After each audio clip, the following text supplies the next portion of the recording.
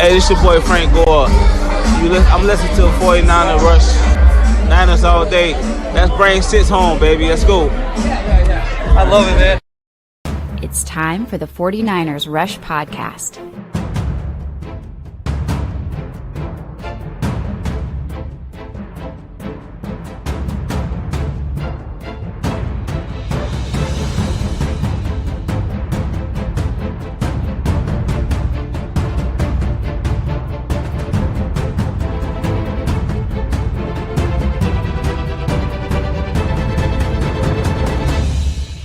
And here's your host, John Chapman.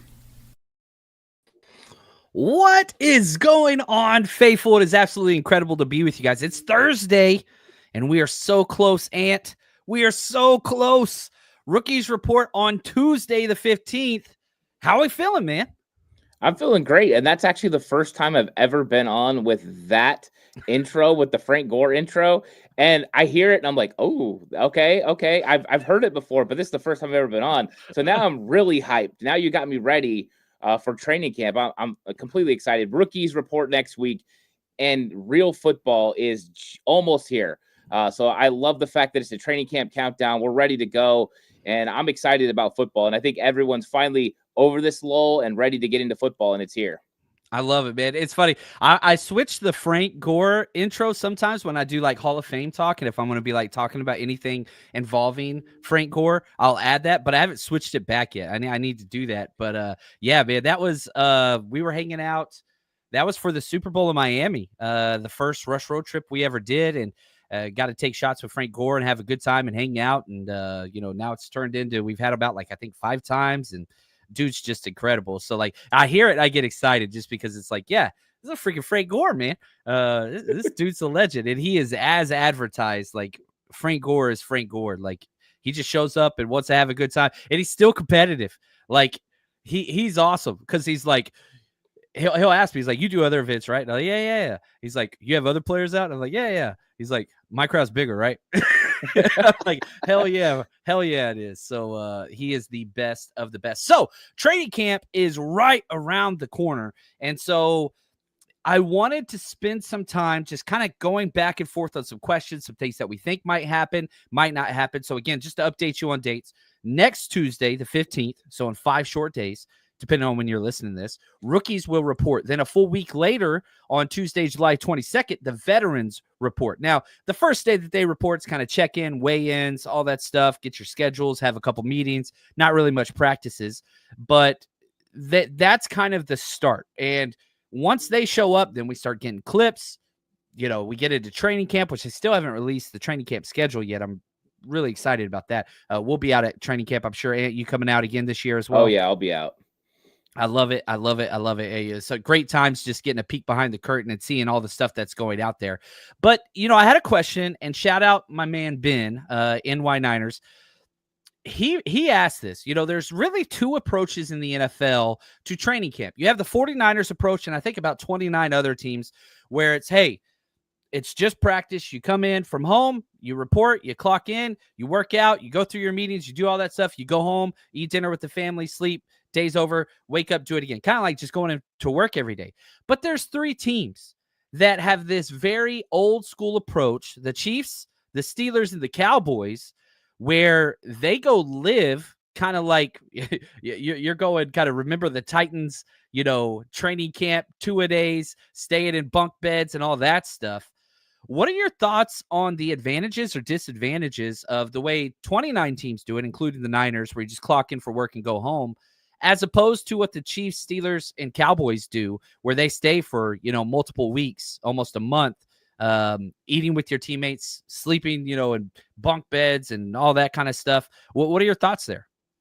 I think there's some conveniences to being at home, and the fact that the players can still be around their family for the most part. I know some that go and travel, they'll bring their families out, but it's an opportunity for these guys to kind of just get used to a rhythm of going to the facility and getting used to a rhythm of what they're going to expect through the season. So I think it's really good for rookies, especially guys who are new to the team that are going to get acclimated to the way you do things. So the culture reasons I think is big.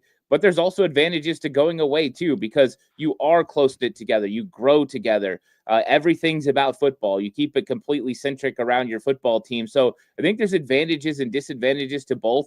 We've seen the 49ers organization do both. They used to have training camp in Rockland. Then they had it in Stockton, and I went to the Stockton one a bunch of times, actually, because it's right in my backyard. So I got to see them at UOP, and that was when they were away from their families and stuff like that. So I think there's advantages to both. The 49ers organization has done both.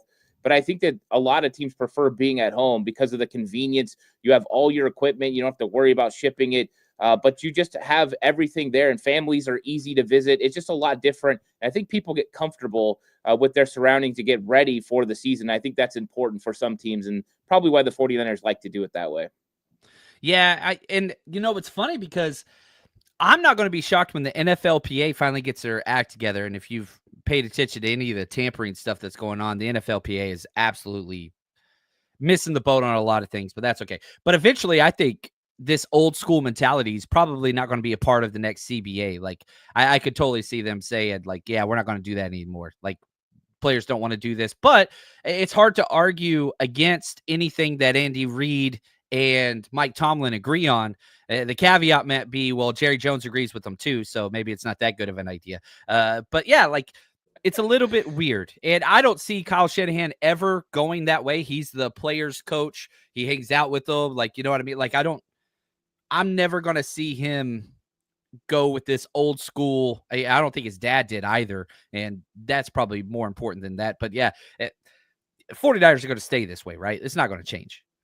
No, I don't think so. I think that they really like what they're doing. They're even making improvements to their practice facilities, right? Adding extra field, trying to make it more convenient for this team. So that way they can actually host joint practices and things like that. So I think they're moving more towards the direction that they're steadfast on what they're doing. There's a belief in what they're doing. And I think it does make a lot of sense because they do make players stay in a hotel, but it does give the families a chance to see them. And that's a tough ask, to ask these players to go away from home again. A lot of times the guys are already coming to the Bay Area from somewhere else. They live somewhere else. So to ask them to move again, not get comfortable for the season, I think it's just, it doesn't make sense completely. I think that old mentality definitely worked, but that was when you had 2-a-days. That was when it was complete intensity all the time with practices, and everything was just a little bit different. I think it's changed, and we've seen mixed results even with the 49ers doing this during the season, going to Greenbrier and these places where they're going to be there for a little bit. Yes, it could bring the team closer together, but also there's some struggles with being away from home for so long. So it's an interesting thing, but I don't think Kyle Shanahan's going to change it up anytime soon. I think he likes the way he does things. Yeah, well said. Well said. Shout out to Tommy. He says, the two goats of Niners content, very, very kind. I want to put this out there. Tommy Huxley, you can tell by his picture, is an absolute incredible guitar player. The shredder man is what I call him. He's playing tonight. I'm going to be making an appearance out there. I want to go support the man. He's playing at Jack London Square tonight, 6 to 9 p.m., which I'm pretty pumped about. So I'm going to be making an appearance. So if you're in the area, go support Tommy. He's a good dude. Even though he says outlandish, crazy things all the time. But nothing but love, Tommy, and can't wait to come out and support you, man. You're always on the show supporting us, and it's so appreciated. But tonight I get to return the favor. And if you're in the area, head out there, listen to some good music, chill. Hopefully the weather, I think it's going to be pretty nice. Jax, thanks for the super chat. John, what are your expectations for camp this year? I want intense. My biggest problem last year, and I was very vocal about this, you had Nick Sorensen, a.k.a. Pet Rock Personality out there. Literally, like, you couldn't even tell he was on the field. Literally wore a camouflage hoodie whenever it was 95 degrees. Like, no energy, no enthusiasm at all. And then you had Brian Schneider that was just out there talking the whole time with special teams reps. Like, you got two new coordinators. Brant Boyer, high energy, experience, whatever. Robert Saleh, high energy, experience. I want energy. I want craziness. And Robert Saleh has kind of been prepping everybody for this. Every time they ask, what do you think about this rookie?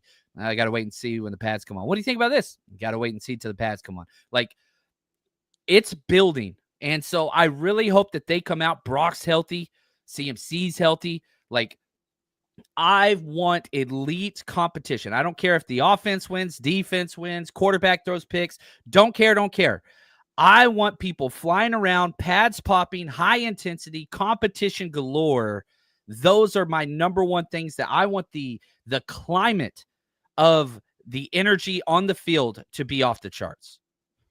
And it's going to be because you have competition. You have young players trying to prove that they need to be on the field. You have veterans that want to prove that the defense is going to carry this team. Fred Warner, he brings it every single time, but now he's got backup. Deommodore Lenoir, he's one of those guys that's also out there talking and barking and wants to be the best, but they've got Robert Saleh behind them, pushing them every single rep to beat Kyle Shanahan at practice.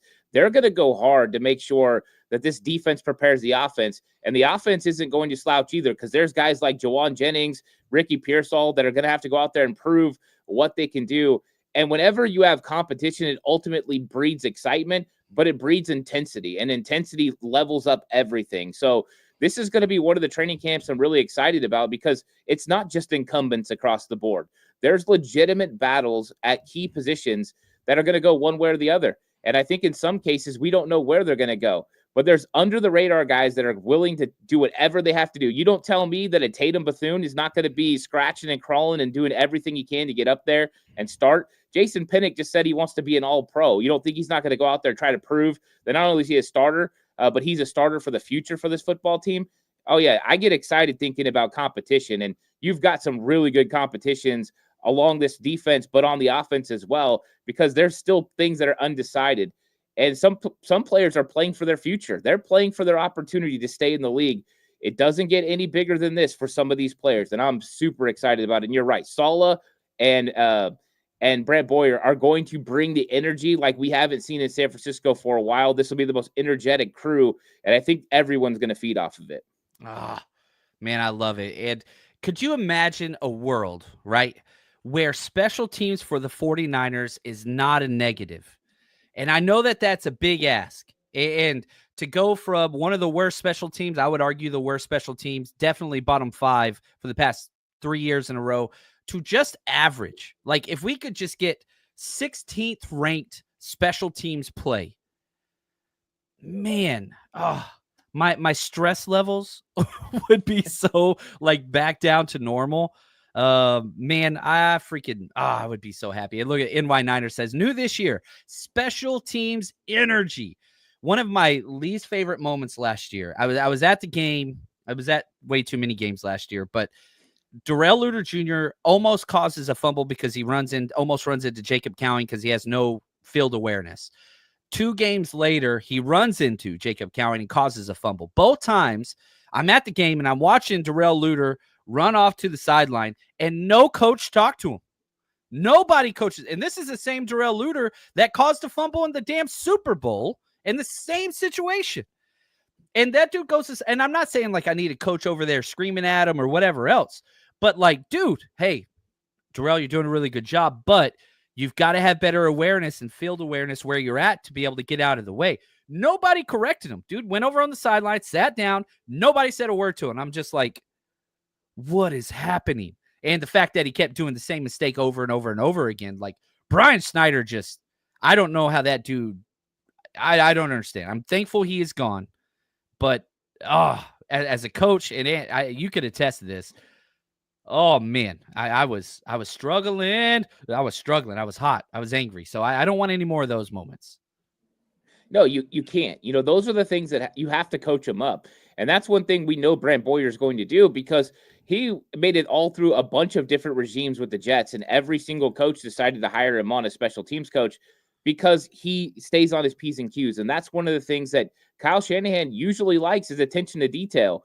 But for whatever reason, Brian Snyder and Nick Sorensen did not have that attention to detail that you got from Robert Saleh and DeMeco Ryans and those guys that really paid attention to every aspect of every single thing that was going on. And that's what you have to do. It doesn't take a lot to go up to Darrell Luter Jr. He obviously did things wrong and tell him this is what you did wrong. That's what you're supposed to do as a coach. You're supposed to enlighten, educate, so that way they can make a change. It doesn't mean it's going to get fixed right away, but it's going to get fixed. That's one of the keys. You always have to get it fixed. And I always think it's crazy when you don't see someone get coached up after a mistake. We can't be walking on eggshells and worry about the guy's feelings in the moment. You got to have a little Debo Samuel in you sometimes and just say, hey, you can't be making that mistake again. Lock it in, man. You got to do it. there's a time and place for everything. And sometimes, like you said, you just pull them aside. Hey, Darrell, you're doing a good job, but this is what you have to do.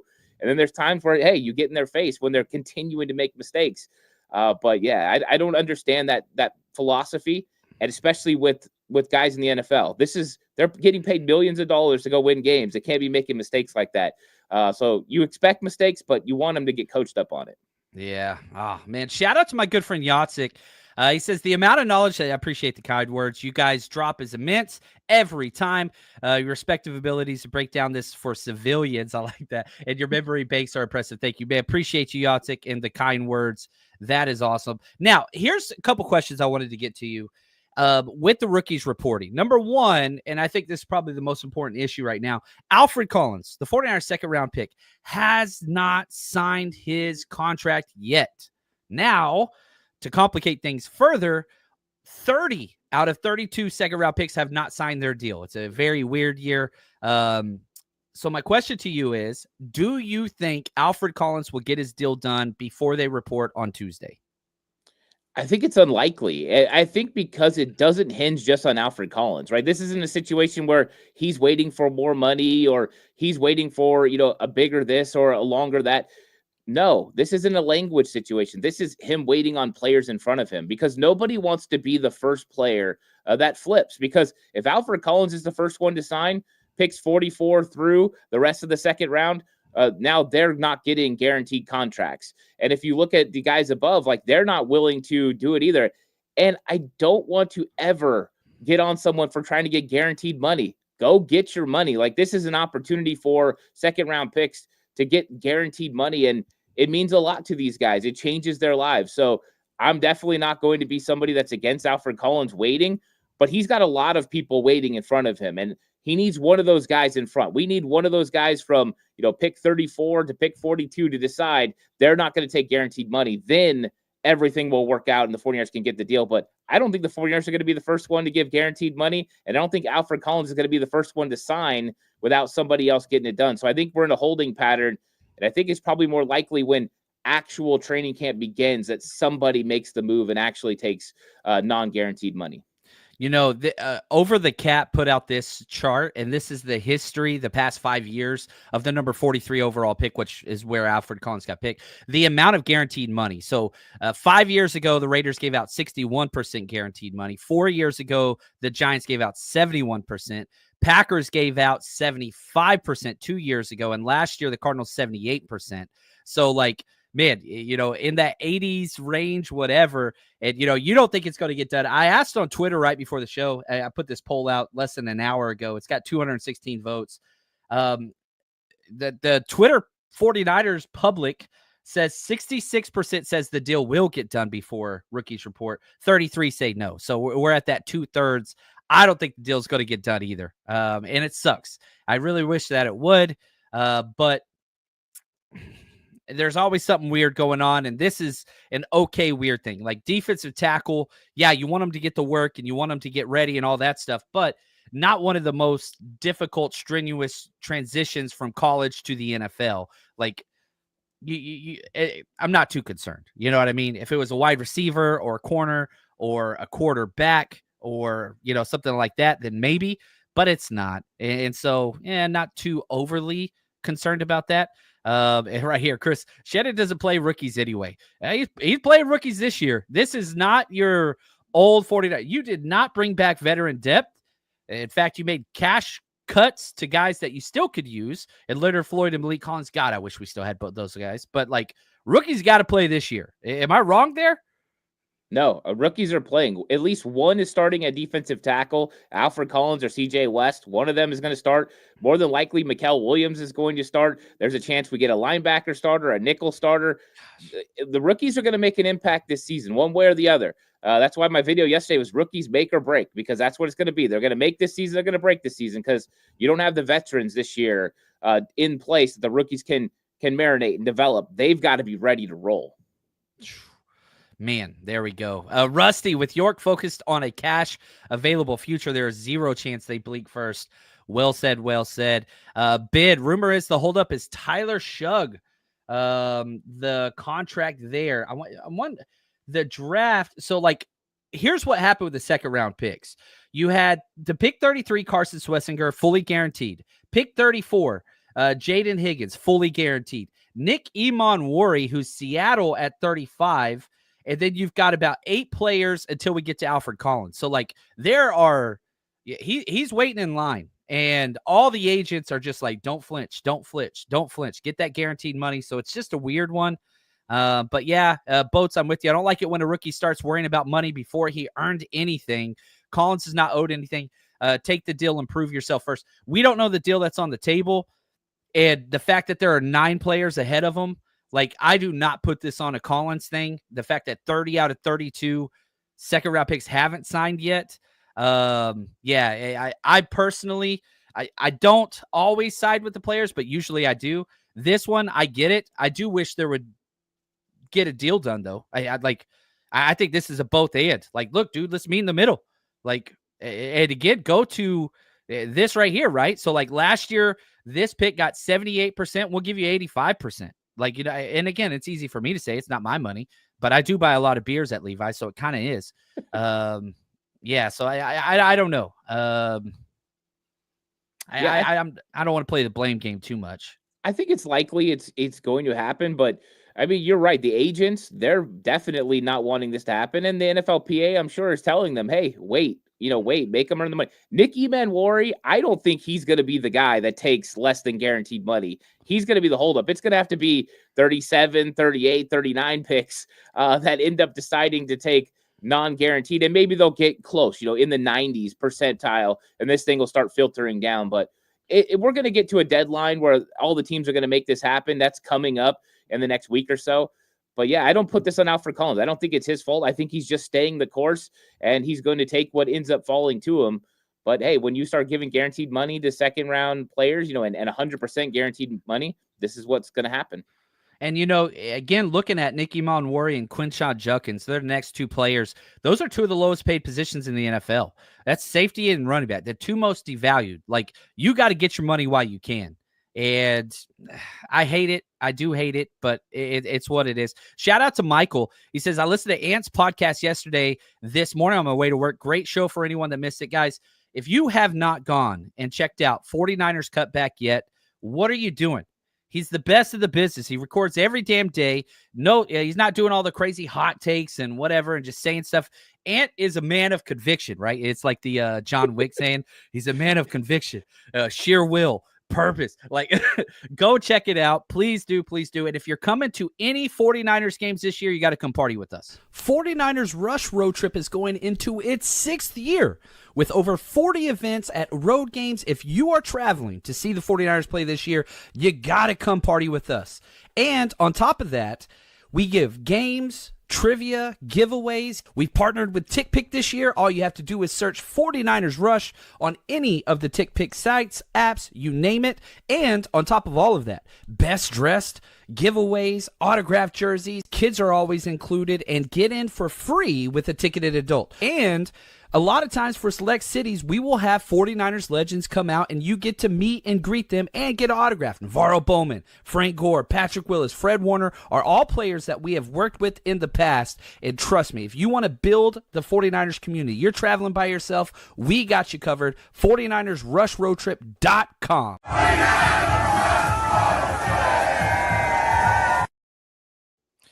All right, let's get back to some more rookie talk. Marquise Seagull, he was another guy that was banged up, sports hernia issue, whatever, core muscle, however you want to classify that. Will he be cleared? Do you think that he'll be ready to go? One of the many that Kyle Shanahan said would be ready to go by camp. He said everybody was, by the way. What do you think about Marquise Seagull? One of my favorite draft picks that we had in the 5th round. Will he be cleared, good to go, in your opinion? Yeah, I think he's going to. I think that this one, you kind of seen the avenue for him to be able to get back. And I think they were careful with him during OTAs and minicamp. And I think that's smart.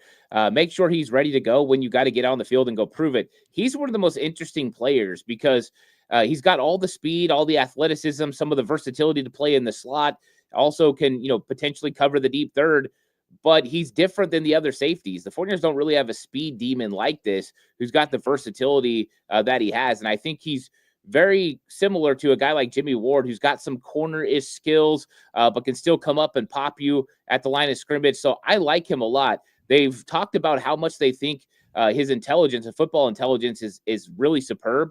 And so I'm curious when he gets on the field, how quickly he picks things up and how fast he's able to adjust to things on the fly and where he's going to fit in the pecking order, because they added a lot of veterans along the way as well. Malik's going to be out early. That's going to give him an extra opportunity. So he's one I'm really excited to watch and see what he looks like on the field. See if that 4-3 translates. It looks like it's going to on film, but let's see what it looks like when we get in person. Now, my question with Marquise Seagull, though, where do you think they're going to play him? Because, like, this is somebody who probably nickel was his best spot in college, has played the safety spot, has played outside corner. Do you think he's going to be one of the many safeties, or, man, is he going to be one of the many nickels? Like, where do you think they line him up at first? I think they're going to play him at safety. I think that's their goal. But I think they're also going to look at him as a dime cornerback. Like, they could walk him up and he could cover someone in the slot.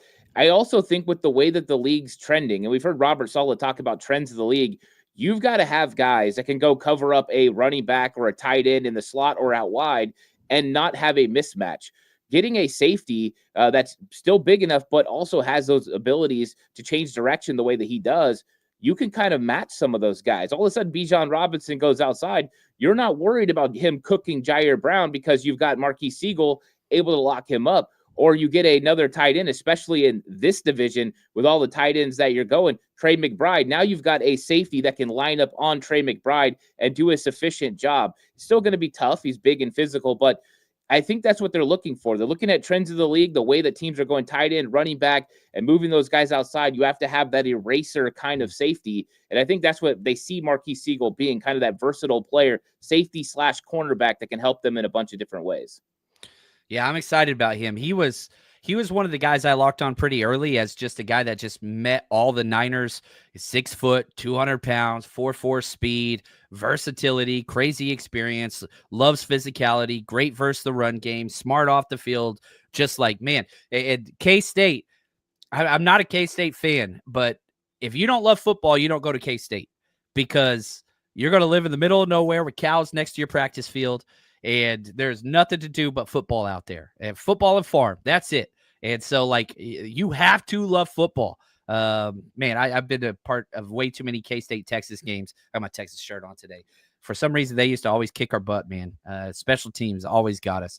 So last rookie I want to talk about here, not last rookie today, but Junior Bergen, 7th round pick, weird. And when they drafted him, they even said, like, we drafted him as a returner. Like, that's how he will make this roster. What do you do with them on offense? Because you're not practicing returning the whole damn day of practice.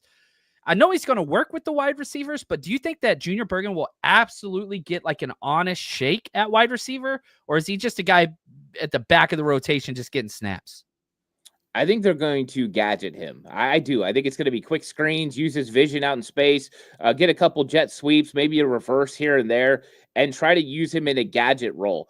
Because of his use in college, where he played running back, he also played wide receiver, we know that he's got the vision in space. So you're going to see him at slot sometimes. I think they're going to get him the ball over the middle of the field, see if he can do anything when it comes to yak yardage. I think they'll give him a fair shake early on, but I think a lot of the offense is going to be revolving around him doing some of those gadget things, some of those things that you like having in the offense that can stretch a team horizontally, and see if they can take advantage of his ability with the great vision. That's what you see with the punt returns and the kick returns, is the vision. So can we get the guy the ball in space? I think that's what his role is going to be. The tough part is you got guys like Jacob Cowling, who's pretty much identical when it comes to offense in front of him. And so, he's further along. So I think that's going to make it difficult for Bergen. But I think there's a role as long as he can go out there and excel when it comes to route running and creating separation. He's got to be able to do some of it. So it's going to be fun to see what they do with him. But I think we're going to see a lot of gadget things early as Shanahan tries to use his skills that are really his best skills to try to make him successful. See if they can squeak him on this team, because it's going to be tough in this wide receiver room just to keep a guy like him unless he's really good on special teams. But he's also got to be okay on offense. Kyle's not going to keep you if you're bad on offense. I don't care how good of a special teams player you are. He's going to want to get ready because he needs those guys to play positions as well. Yeah. Junior Bergen's fun, man. He's tough as hell. He's small, and so a lot of people always talk about how small he is. But this dude had 18 bench press reps, the fourth most of all wide receivers if he would have been invited. Like, he is built correctly. He's got some muscle definition to him, but you can tell he plays with some strength. My issue with the wide receiver tape that I've been able to watch at Montana, and shout out to Boats, he says, Brant Boyer, our new special teams coach, son, played with them at Montana. Yeah, Brant Boyer's son was the redshirt kicker, punter for Montana. So he was in that special teams room with them all year. And Junior Bergen was the team MVP, and Montana went deep. And my favorite thing, though, is you go through those FCS playoffs. Dude had 3 return touchdowns in the playoffs. All of them happened in the second half, most of them in the fourth quarter. Like, so big-time players show up in big-time games and big-time moments. Like, I love that. My question, Ant, do you think all these rookies are going to make this roster? You drafted 11. We talked about how they lacked veteran depth.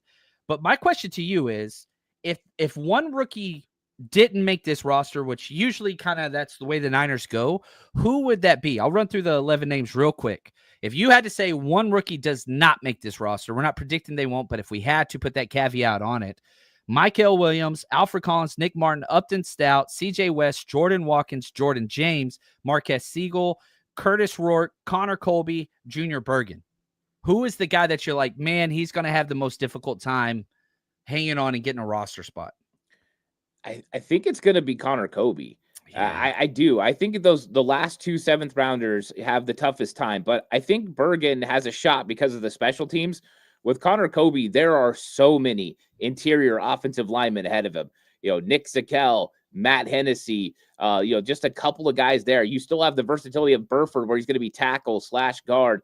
There's so many guys that I just don't know if they find a spot on the roster, for Connor Colby. And I like him. I do. I think that he's a guy that could develop into a very consistent player, but they drafted him in a position where they are locked and loaded. I get it. It could be looking at him for the future because Seagull is in the last year of his deal. Ben Barch last year of his deal. Burford last year. So I get it. But I just think it's going to be an uphill climb, and I don't even know where he's going to find all the reps for him to be able to prove that he can be one of those guys barring injury. I just think it's going to be tough for Connor Colby and for Bergen, but I think Bergen has an avenue because he's the number one guy they want to see at kick return. They want him to succeed, where with Connor Colby, I think they want him to succeed, but they've got guys who are just more experienced ahead of him. And so, Boats puts this out there, Cowing not as talented as a punt returner.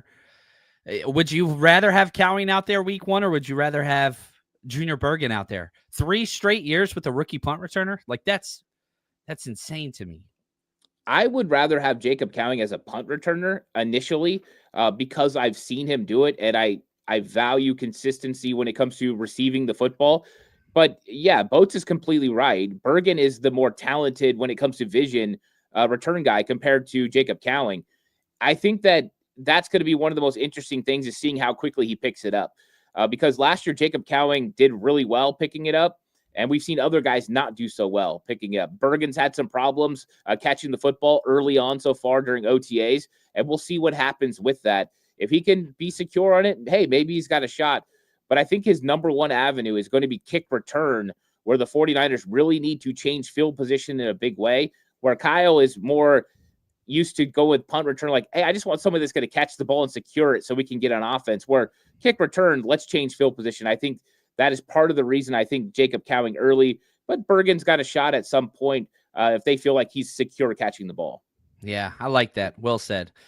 Ben, NY Niner says, do you guys think losing Jared Kingston last year might make them more likely to keep Connor Colby this year? That's kind of the problem. Like, Connor Colby's comp is Jared Kingston. And imagine if you would have kept him last year instead of Ambry Thomas or Ronnie Bell, or you can go on and on and on. A lot of very poor roster decisions.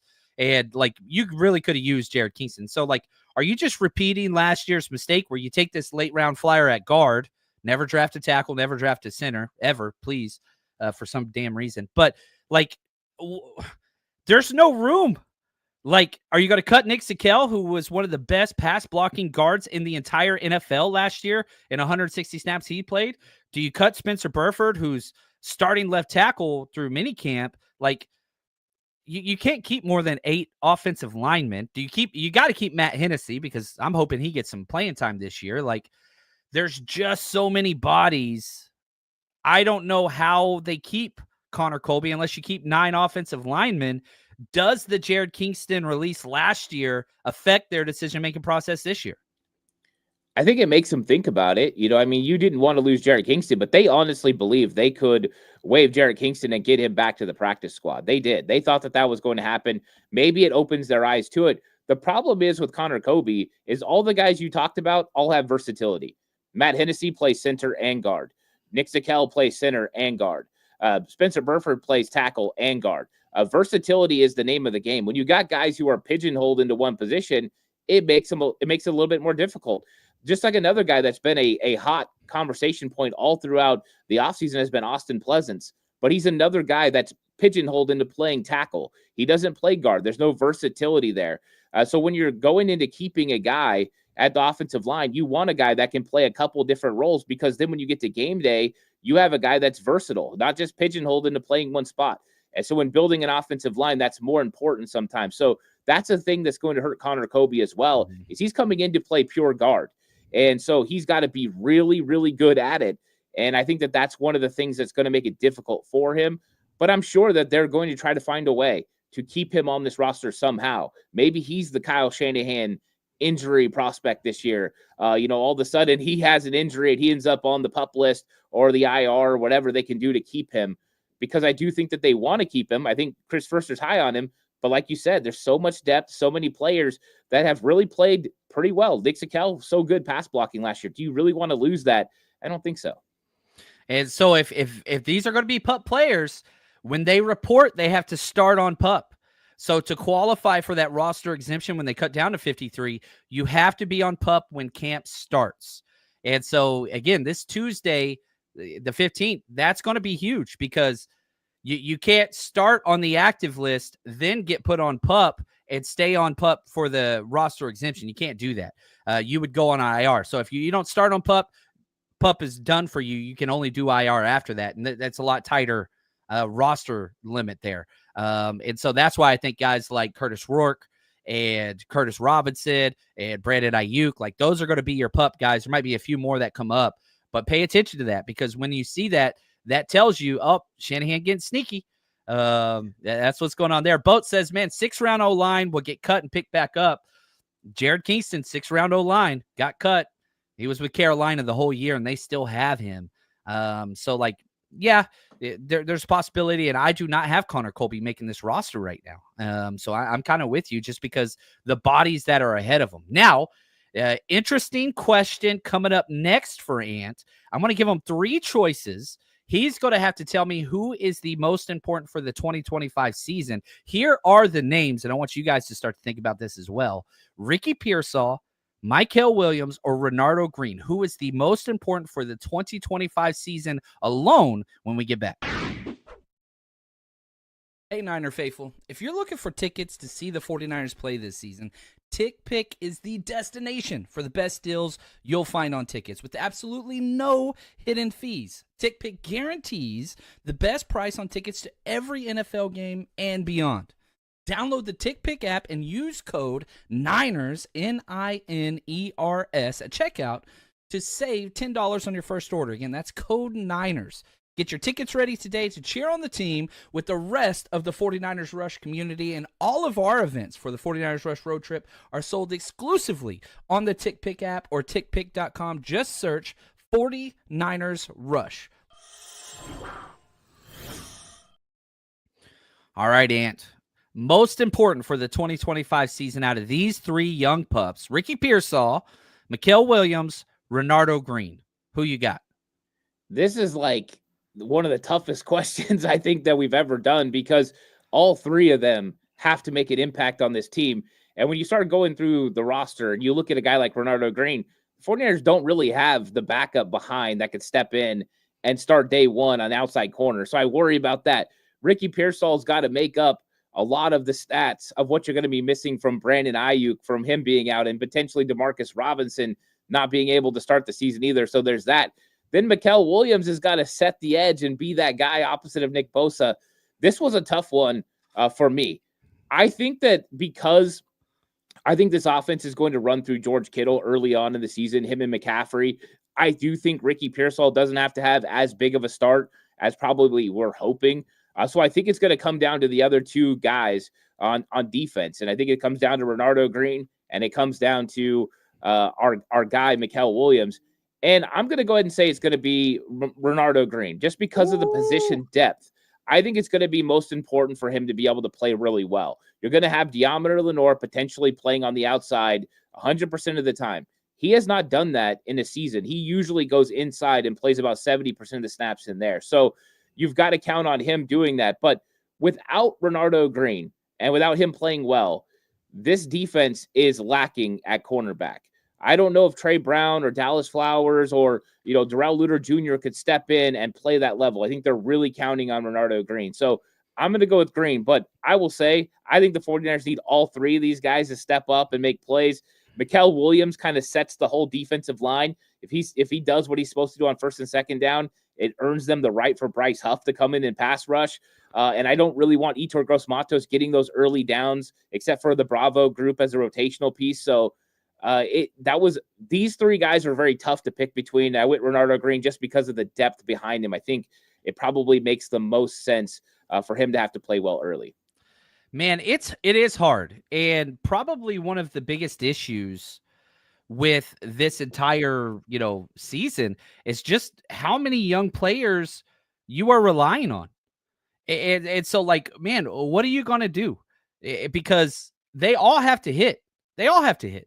And I will say this, I won't tell you who, but on our roster countdown, little spoiler alert, these are 10, 12, and 13 on our list.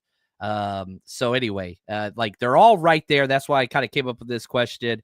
And shout out to NY Niners. He says, this is difficult coming through this, but he would have said Ricky Pearsall. If you talk about just, you look at Coach Yak put this out on an ESPN article. ESPN projected Ricky Pearsall's stat line this year to be 67 receptions, 964 receiving yards, and 4 touchdowns. And I'm like, hell yeah. Sign me up. Like I am totally cool with that.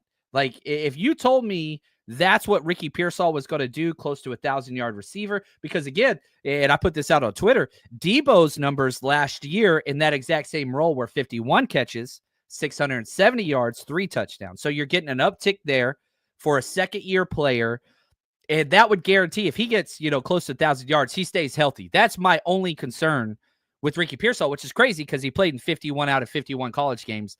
But, man, he's had hamstrings on hamstrings on hamstrings on hamstrings. If he stays healthy, that is going to be gigantic. But, yeah, Mikael Williams, I feel more confident about the backups. Sam O isn't electric by any stretch, but he is consistent. And Yetur Gross-Matos, like you said, that's good. Renardo Green has no backup. There's no backup for Renardo Green, and there's no backup for Ricky Pearsall. Those guys don't have backups. And again, back to Demarcus Robinson, but he just got his court filings finished and whatever else, that suspensions is coming. But man, there is no outside corner depth at all on this roster at all. It doesn't exist. You didn't sign one. And I'm just terrified. Was it Brian Allen, the Miami game against Fitzgerald in Miami? That haunts me. And it's just did we learn nothing? We learned nothing? I'm really worried about that, man. And so, yeah, I think I would go Renardo Green as well. Not necessarily that he's the best of the three, but you ain't got a backup plan. If Renardo or Deommodore Lenoir goes down, oh boy, sound the alarms, because it is going to be, you just don't have the depth. You don't have it. I guess you go sign somebody off the streets, but me no gusta. No, I don't like it. I don't like it. So those are the three. Now, one thing that I did want to ask you, what would you put the over-under sack total for Mikael Williams in his rookie year? Would it be 3.5? Or you go higher, a 5.5? What are you thinking? Yeah, I was when you first said it, I was thinking 5. I think that's kind of a number for him to work on. I think that there's a good chance he could come close to that. I think there's going to be opportunities for him, especially rushing on the inside, but I do think he's going to be better rushing from the wide 9 than probably people believe. I think we've seen some of the traits that will make it difficult for some of the offensive tackles in this league, the mixture of power and speed. I think he's got it. So his attention to detail, I think, is going to help him. And plus, he's playing with Nick Bosa. He's playing with Bryce Huff. He's going to have guys out there that can really get after the quarterback. And I love what Bryce Huff has been saying about working together. And when they were collaborative as a defensive unit, that's when he had his best season. That's the kind of conversation that's going to be important. It's not so much about my stats, but it's just us getting to the quarterback. And I think Bosa has that same belief too. I think that's going to really benefit Mikael Williams. Oh, I like that. Bid says 6.5. I'm taking the over. He thinks he'll have 8. Remember, Nick Bosa was like rookie of the year and one of the best defensive rookie players we've had since maybe Myles Garrett. He had 9.5. So last year sack totals. Nick Bosa only had 9 last year. Leonard Floyd 8.5. Malik Collins 5. Yetur Gross-Matos 4. Last year was not a good sack year for the 49ers, to say the least. And again, that's not why Mikael Williams was brought in here. He was brought in here to stop the run, tackle for losses. That's probably way more important, especially if he kicks inside. But yeah, I would be happy. If you told me he got 5.5 sacks, I'd be like, all right, that is a positive. It's not a home run. It's not a triple. But hey, Tony Gwynn's in the Hall of Fame. I want consistency. And the biggest issue with this roster, and I think I've said this too many times, all these young guys have to hit. You can't have a 50% draft rate this year. You can't do that. You've got to be at 70% with how many rookies are going to be playing. I mean, you're talking 4 defensive rookie starters at some point this year. It's going to have to happen. You just don't have the bodies. Offensively, not so much, but yeah, man, you got to have Mikael Williams be a single at least. You got to have Alfred Collins be a single or a double. I think Nick Martin has to be a double or better. And it's kind of weird because there's more pressure on the linebacker that was a 3rd-round pick because of Robert Saleh and whatever else. But that dude, he has to be the can't-miss guy of this entire draft class, I think. I think Upton Stout has got to feel some pressure as well. I think they're hinging a lot. I mean, Robert Saleh came in and evaluated this defense, and you can tell the decisions that he made was, hey, let's let Malik Collins go. Let's let Leonard Floyd go. We're going to keep Gross-Matos. We're going to keep Jordan Elliott. But also he honed in on let's keep Deommodore Lenoir outside because everything they've done has been let's get guys who can play nickel. Trey Brown now, John Lynch said he's a versatile guy. He can play nickel. Our Lads has listed him now as a starting nickel right now. Upton Stout has been getting all those reps at nickel. You've got Chase Lucas. You've got Saran Neal. You have just made sure that you have got the nickel guys. Somebody's got to hit so Lenoir can play on the outside. So I think he evaluated it, and they think Upton Stout's that guy. And if he hits, he does unlock this defense immensely because Upton Stout's game and his skills of being a good run stopper, but also that guy that can be sticky in coverage. If he turns out to be a K'Waun Williams version, a better one, the 49ers get their defense back, and all of a sudden they get more time to rush the passer because the coverage is a little bit better. I think that's a huge element to this 49ers defense. Upton Stout needs to hit. Man, I'm excited. Man, we're 5 days away, Ant. How cool is this? 49ers rookies going to report. We're going to get medical updates, all that kind of stuff. It's going to be fun. We've got some contract disputes, a lot of stuff to watch and pay attention to for the next 5 days. Ant, what's the next show that we could catch? I know you're going live every damn day now, man, and I really appreciate what you're doing for the community during this dark time of the off season. What's the next show we can catch over on your channel, man? Yeah, I'm going to be doing X Factor. I'm going to be talking about the X Factor for the 49ers offense. I'm going to be doing that tomorrow, so everyone can go check that out. So it's going to be a fun Friday talking about the X Factor for the 49ers offense. And just, this offense is going to change a little bit. We don't have Brandon Ayuk, so it's going to have to go a different way. And there's a linchpin player that's going to make a big difference for this 49ers offense. Ooh, I love it. Can't wait for it. Ant, thank you so much for your time and your expertise. And for everybody else out there, we're so close, guys. We are so close. And until next time, stay strong, faithful.